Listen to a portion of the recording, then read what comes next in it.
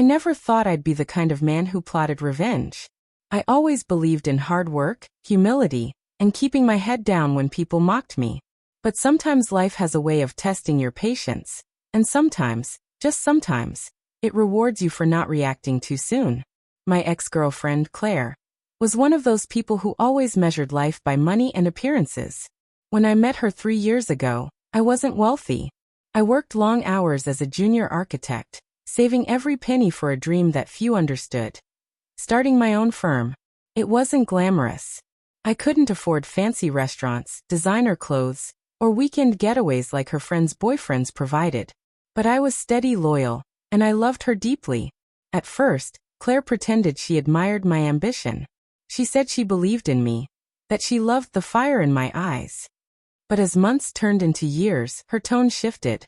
She started mocking me in small ways, laughing when I brought her coffee in a thermos instead of buying from Starbucks, rolling her eyes when I told her I had to work late on sketches instead of going to some overpriced rooftop bar.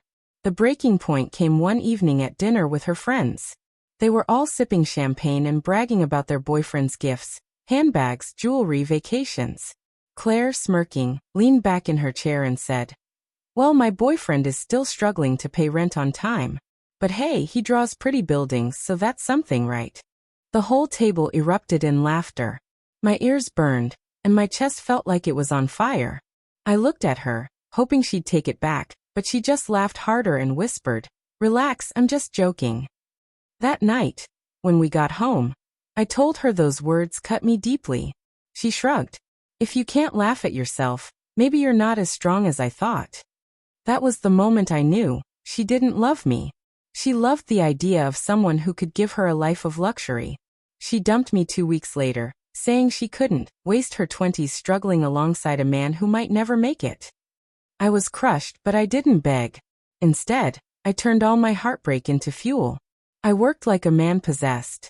For 2 years, I poured everything into my dream. Sleepless nights, endless drawings, networking, hustling. Until finally, my little architecture firm won a government contract for an urban renewal project. That single deal changed everything. Money started coming in. Clients lined up. And suddenly, the same people who ignored me before now treated me with respect. I upgraded my life. Not out of vanity, but because I could finally afford to live without fear of bills piling up. But I didn't flaunt it. I stayed quiet, remembering the humiliation Claire had dealt me. And then came the moment fate handed me my chance. One of my new clients hosted a gala, inviting all sorts of socialites, business owners, and influencers. I walked into that glittering ballroom in a tailored suit, shaking hands with people who once brushed past me. And then across the room I saw her. Claire. She was still beautiful, dressed in a designer gown, but her eyes widened when they landed on me. She quickly smoothed her expression and strutted over, pretending to be casual. "Daniel? Wow, it's been ages. You look different."